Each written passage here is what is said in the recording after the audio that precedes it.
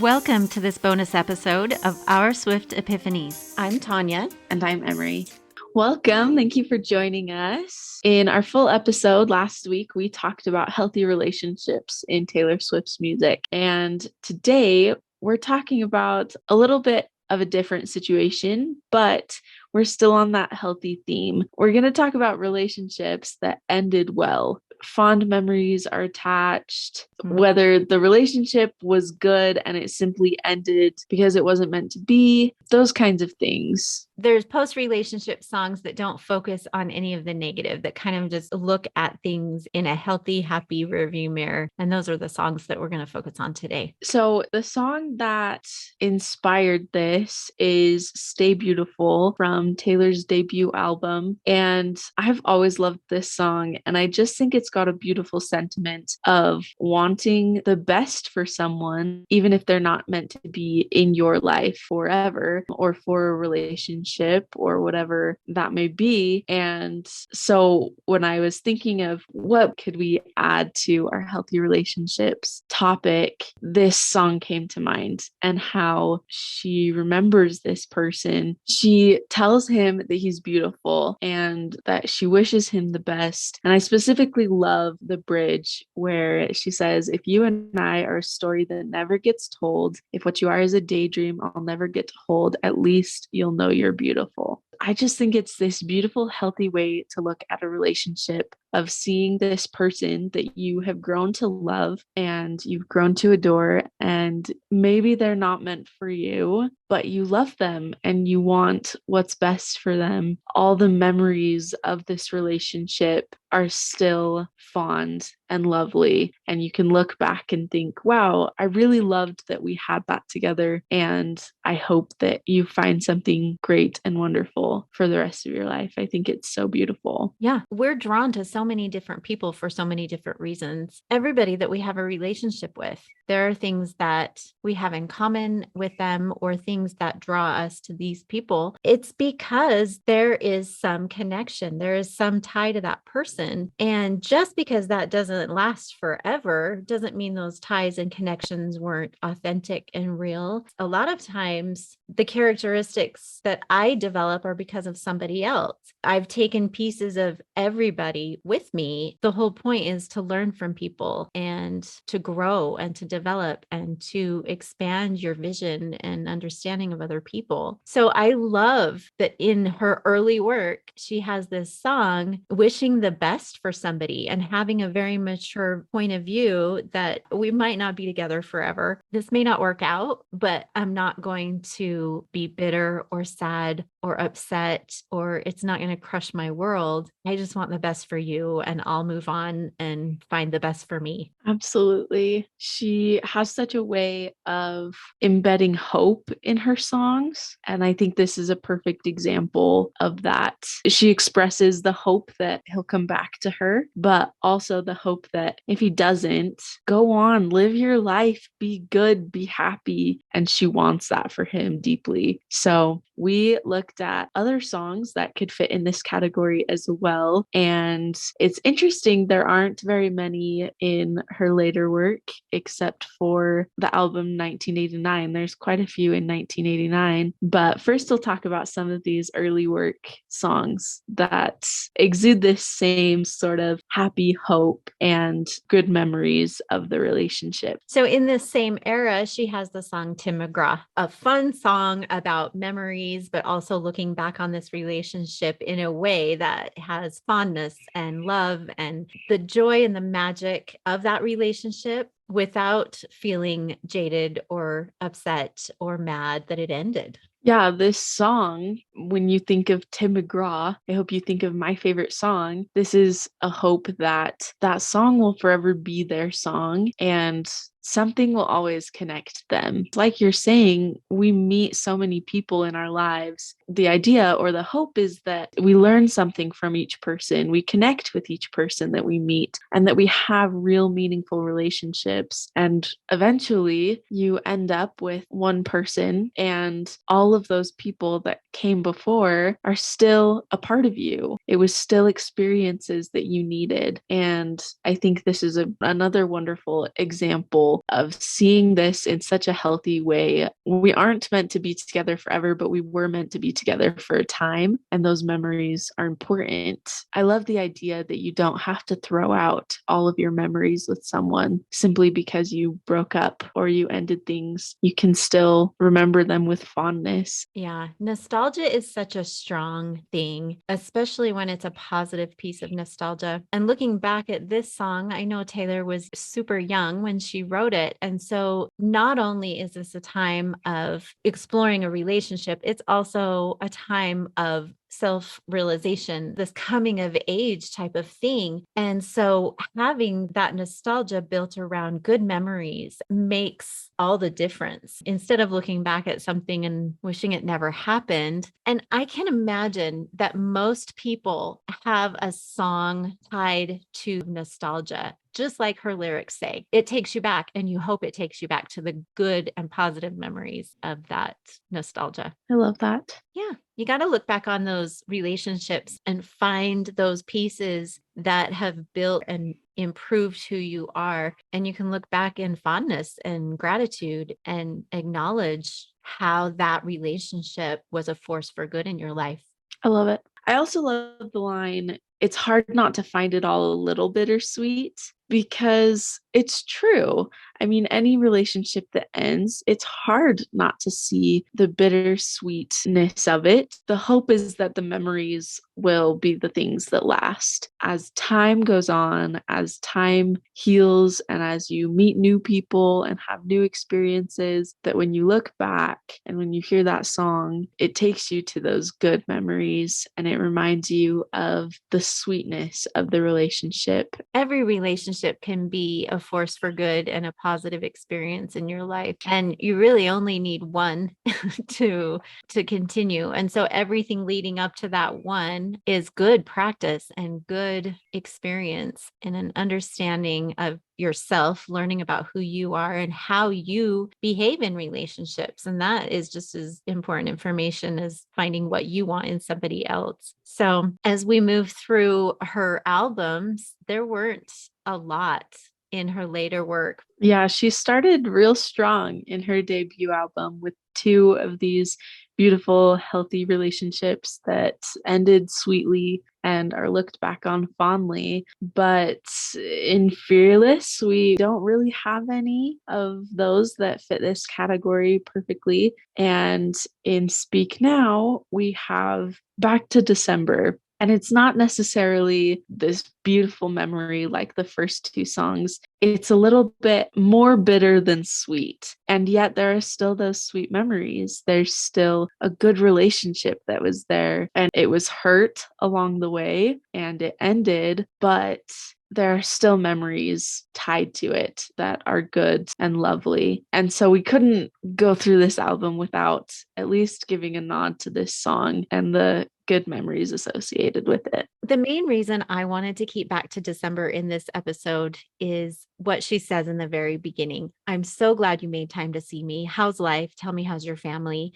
I haven't seen him in a while. She's obviously kept in touch with this person, and the relationship didn't end in bitterness and anger, and there's not this feeling of revenge. It is really, truly, and honestly a feeling of wishing them well and wanting the best for them and still being interested in their family. I love that you point out those lines because it really is that you want to know how they're doing and you honestly still care for this person. And it's just really sweet to see those relationships over time that become just fond. The lyric that comes into my mind when I think of memories and wishing someone well and hoping that they continue to think about you in the same fondness, I think of a lyric in Long Live. And while Long Live could be about a myriad of different situations or people or groups of people, in this instance, looking at Long Live as as a romantic song about a relationship that happened and has passed. The lyric,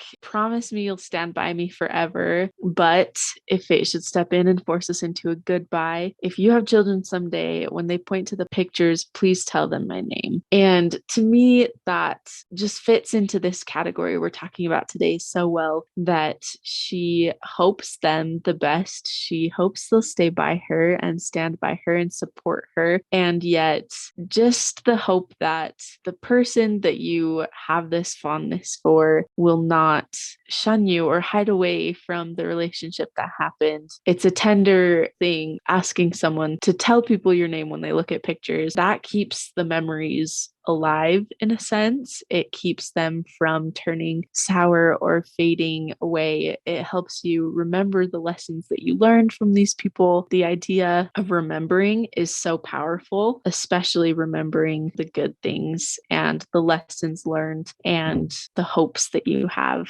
for the future. Yeah, I like looking at this as a relationship song. I think it fits very, very well. So there's another one that right off the bat, you understand that this is about memories and it's holy ground, where she said, "I was reminiscing just the other day." So it's funny how memories and nostalgia can come in at any time. Sometimes it's strange, the things that bring that nostalgia to mind. The whole idea of holy ground is a celebration of those memories and of that nostalgia, just celebrating what happened. I agree. I love this idea of celebration in this song, especially because of the sound of the song. It's Mhm. very fun. There's so much energy in it. It has this energy of moving forward, just movement. And I especially love the end where she says, "Tonight I'm going to dance for all that we've been through, but I don't want to dance if I'm not dancing with you." And while that is a little bit of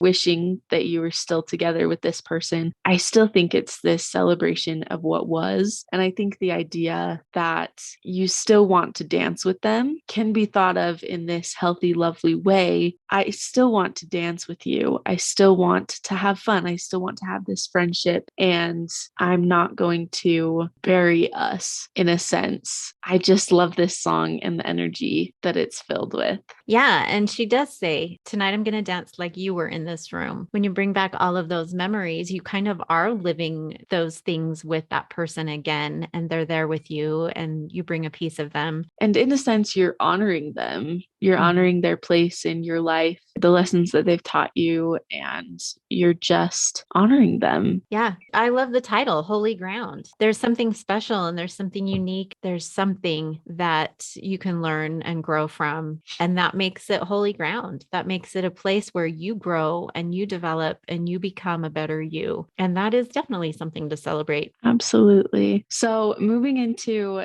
1989, as we said, kind of has a fair group of these kinds of songs. We first want to talk about style and how this song is kind of an anthem of the person that you could go back to, the person that you have such good memories with that you could always find them. You know, they'll never go out of style. They will always be one of your people, one of the people that you remember and you love and you want to be in your life. Yeah, style has this feeling to me where a lot of times people have that one person that every time they are done with a relationship, they'll go back and they'll think about a previous relationship and they'll kind of check in with that person, or I wonder what they're doing now, and kind of always feel like they want to go back and see the status of that person and if it's maybe a timing thing. But it's that idea of the person that you always go back to and you think about when there's another breakup, you think, well, I wonder if now is the right timing. I wonder where they are, what they're doing, because you kind of always have them in the back of your mind as somebody that you can go back to. Yeah, I love the relation of it to style, and it makes me think of clothing and how this is a relationship that's a lot like maybe your favorite outfit or even just a favorite t-shirt that just is comfortable. And I think the spin that she puts on this is healthy. I think it does fit into this category because she recognizes that this is someone that she wants in her life. To what capacity, who knows, but it's someone to keep tabs on, like you said, someone to check in on. She recognizes that this is someone that has been, and probably will always be important to her. And those kinds of people in our lives are so important because it's consistent, a sort of anchor that you can always hold on to. And it's that relationship where you keep giving it a chance. You never fully close that chapter. Until your story is written, you always have that person in your mind as a possibility. Mm-hmm. So moving on, in 1989, one that just fits the mold really well is Wildest Dreams. This is one where I think the motive shifts a little bit from remembering them in this kind of giddy, happy, sweet way to just wanting to kind of go back and kind of live in those memories a little bit more. I think this is a lovely one. And especially the lyric, "Someday when you leave me, I bet these memories follow you around." It's a good relationship that happened. It somehow ended, but there's fond, fond memories, all of those one-on-one personal things that happen just between the two of them. And anytime those memories are ignited, there's a positive view of what those memories represent. Absolutely. It really does. It fits this topic perfectly. And moving on to one that I think is a little bit unique, but that still is perfect, is Wonderland, also in 1989. This one, I say it's unique because it's almost a teleportation back in time or to another realm in which this relationship exists. She says that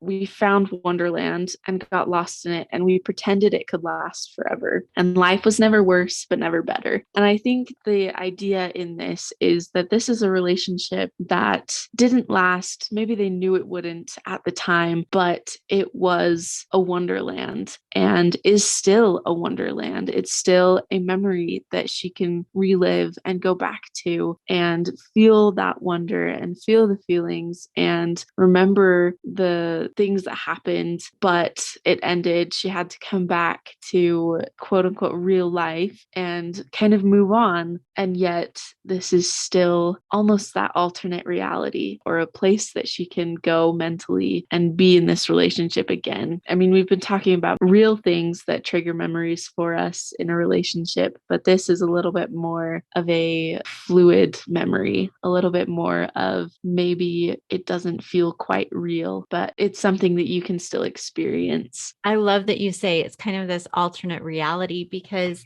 it kind of has this feel of I will go back to these amazing, wonderful wonderland, otherworldly, ethereal memories, and then I'm going to just stop. Like I'll go only that far, and maybe the things that got in the way of that ethereal relationship existed, but I'm only going to remember, and I'm going to stop just short of that. I'm going to only remember all the amazing things that happened up until then. And right now, or maybe all the time, that's where I'm going to wrap my brain around this wonderland relationship. I'm going to remember everything up until that moment and then stop short and just live in the wonderland of it. Yeah, I like that, especially because she says, "I reached for you, but you were gone. I knew I had to go back home." It's kind of maybe we won't talk about what happened. It was just a realization that I needed to go back home. And we won't talk about what went wrong. We won't talk about how it ended. We'll just recognize that it had to. Well, and it also happens in the lyric. It's all fun and games till someone loses their mind. But darling, we found Wonderland.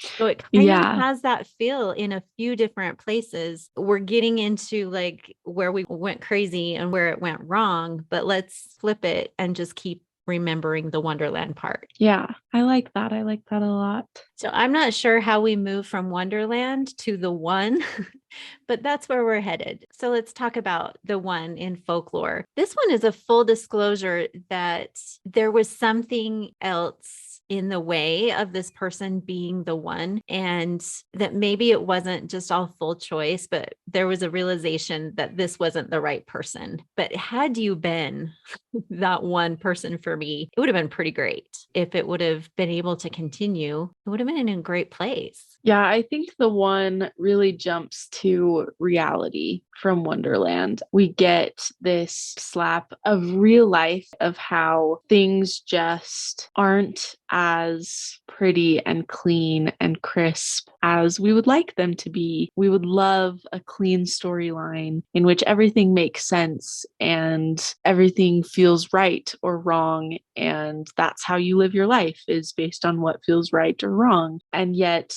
the one kind of resists that. It shows us that that's not exactly how things go. Sometimes it doesn't make sense. Sometimes you have this thought of, if we would have been together, it would have been incredible. And so I'm a little confused why it didn't work. Sometimes Mhm. it just doesn't make sense. But I do love the thought in this song that it's okay. You know, there's sort of resignation. I'm okay that it didn't work. I'm still going to be curious about it, and I'm still going to remember those good parts of our relationship. You can kind of hear that it's okay. And it doesn't make sense, but it's okay. You know, I am epiphanizing right now because of what you said. Like, I've never quite understood. In my defense, I have none. And now, as you're talking about, like, sometimes things don't make sense. Sometimes you don't know why it's not right. Sometimes you don't have any idea why you need to step away and you have no explanation for it. And so, as you're talking about that, I think that line, in my defense, I have none. I can't tell you why it's not the right thing. I can't tell you why you're not the one for me, but you're not. And if you were, it would be amazing and it would be great and it would be wonderful. And so, like, I have no defense of why it's not. I mean, I've always loved that line, but thinking about it in that way brings a little bit more understanding and closure to that line for me. I love that. And I love the context of the lyrics around it as well. If my wishes came true, it would have been you. Mm-hmm. In my defense, I have none for never leaving well enough alone. It's kind of this, I was wishing for us to happen. Like, that's what I wanted. And now I have no defense for this ending. I don't have an answer for why it's not meant to be, but it isn't. So I love that.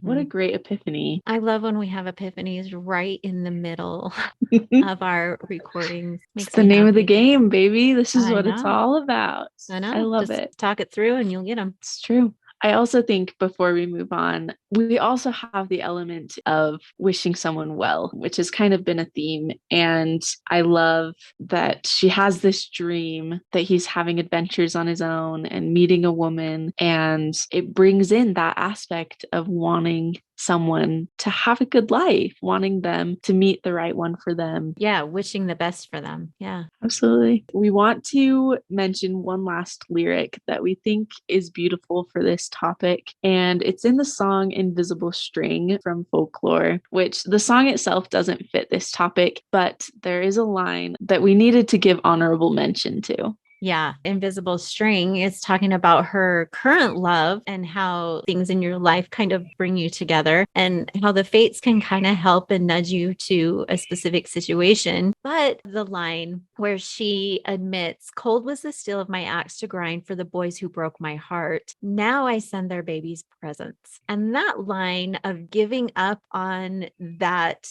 axe to grind and letting go of those bitter feelings and feeling like your heart's broken over certain things, when you get to a place where you're content and happy, you can let go of your broken heart and you can feel love and compassion and joy for past relationships. And I love that she says she sends their babies presents, because how sweet and cute is that? You know, being excited for people in their amazing life events and still being a part of their life and congratulating them and finding joy in their progress and in their happiness. So I just love that line. This line, in the context of this song, I think also brings out what we've been talking about, how the lessons we learn from past experiences help us in current ones or help us moving forward in personal growth or whatever season of life we're in. And I just love that she brings in the boys of the past in this song about her current love and the relationship that she's giving her all to. It's important to have those and to remember those and to forgive those, and to move past and allow yourself to be fully invested in the relationship you're in, and harboring revengeful feelings of past relationships. You're still letting those people take up space. So, in the name of healthy relationships and a happy, healthy mind, I love this line. Yeah, it's a great one to end on. Thanks for listening to this bonus episode of Our Swift Epiphanies. We'll return after the holidays with more conversations, more memories, and more epiphanies.